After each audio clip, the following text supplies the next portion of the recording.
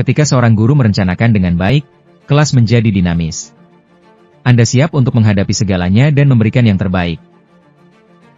Tapi coba lihat guru yang tidak merencanakan. Kertas berserakan, perhatian siswa melayang. Bagaimana bisa belajar dalam kekacauan?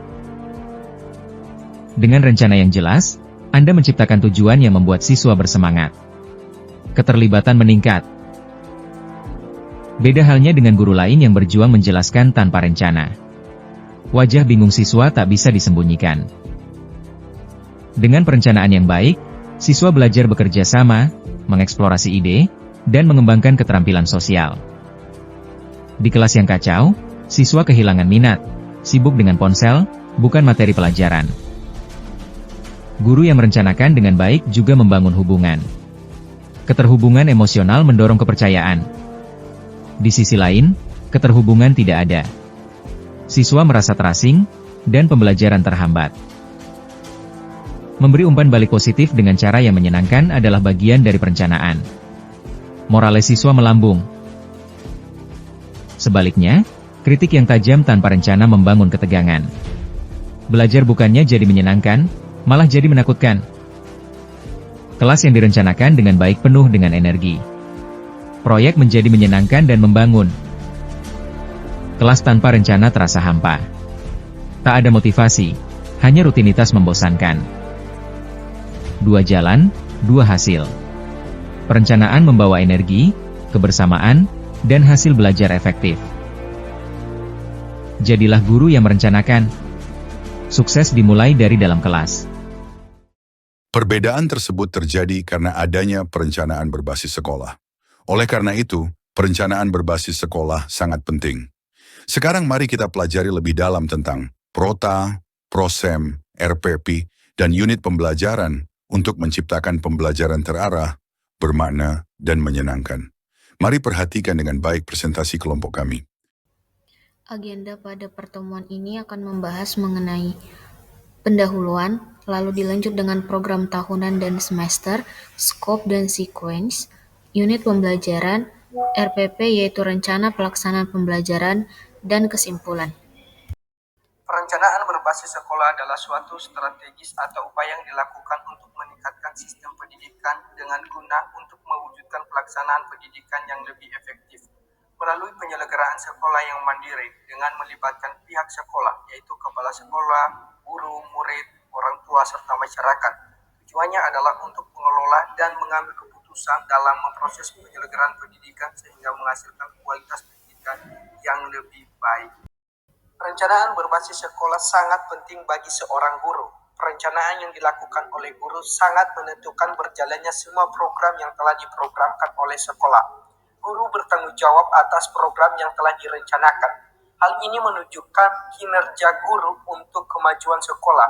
Kemajuan sekolah akan terlihat bila kinerja guru maksimal.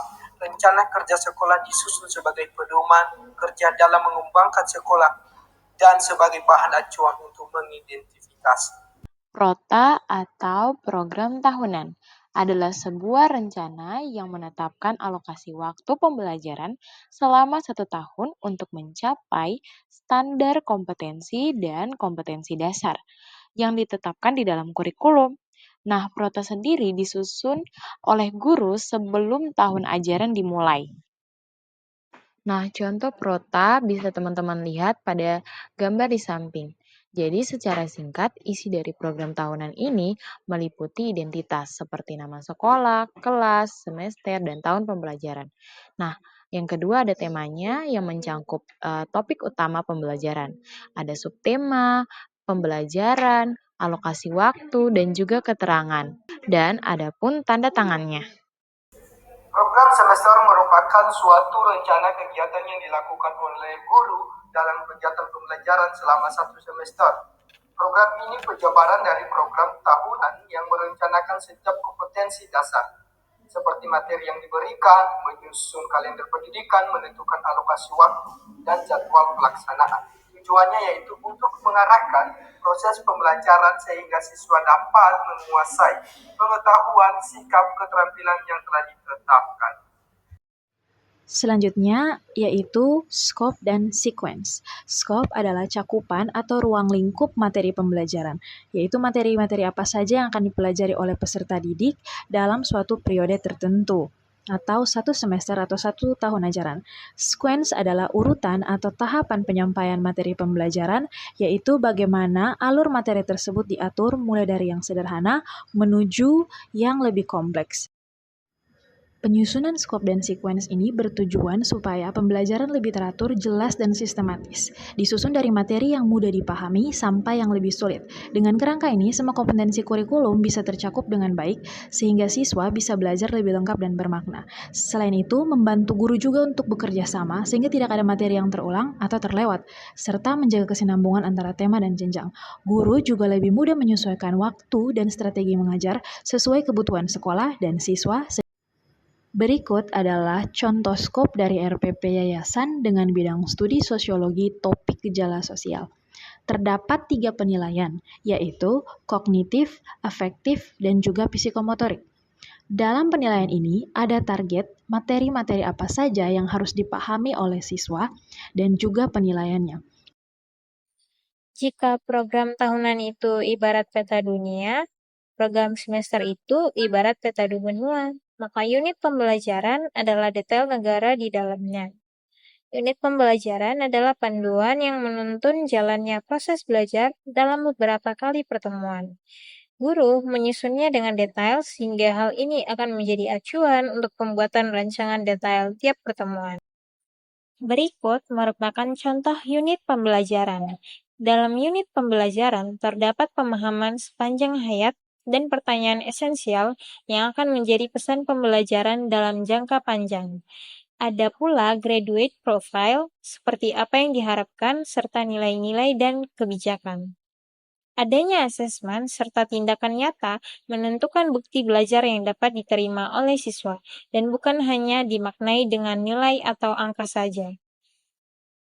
Ada standar kurikulum nasional berupa kompetensi dasar atau capaian pembelajaran. Ada pula susunan kegiatan atau aktivitas pembelajaran secara umum beserta materinya, dan terakhir sumber pembelajaran. Berikut merupakan contoh unit pembelajaran yang telah disusun. Sekarang kita akan membahas mengenai RPP, yaitu Rencana Pelaksanaan Pembelajaran.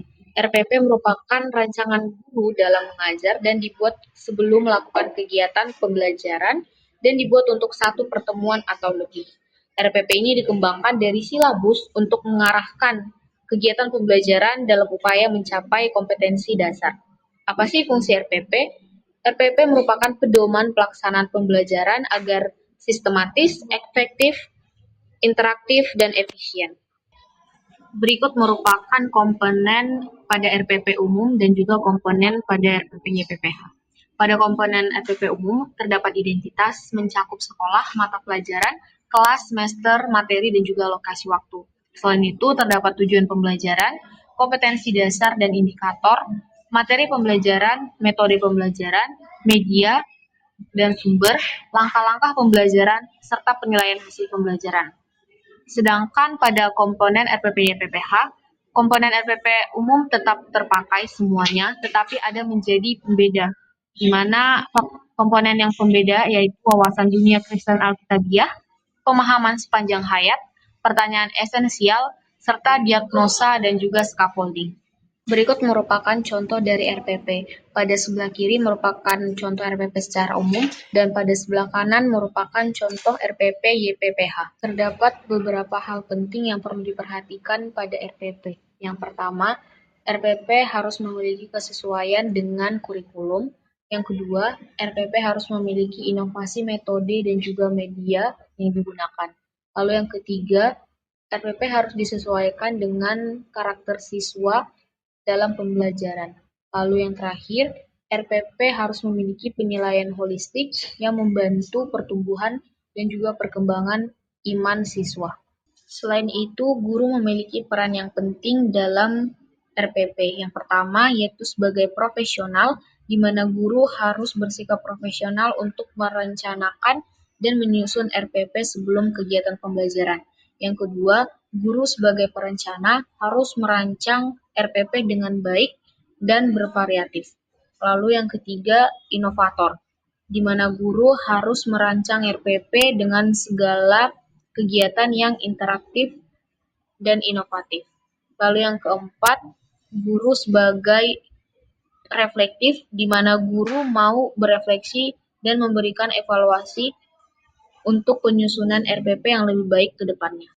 Perencanaan berbasis sekolah berurutan dari program tahunan hingga rencana pelaksanaan pembelajaran atau RPP. Semuanya saling terhubung dan tidak dapat diloncati karena akan mengakibatkan hilangnya arah atau langkah dalam mencapai tujuan akhir. Kasih karunia mengajarkan kita untuk memperlakukan murid sebagai pembawa gambar Allah ketika dalam menyusun perencanaan pembelajaran yang akan kita terapkan kepada murid, sehingga dapat membawa mereka kepada pengetahuan yang benar, yaitu Allah sendiri. Rancangan menunjukkan keteraturan, sama seperti Allah yang telah mengatur segala sesuatu sejak awal. Perencanaan yang baik pula dapat menolong murid untuk dapat menemukan serta mengembangkan talenta dan mendalami panggilan tiap pribadi.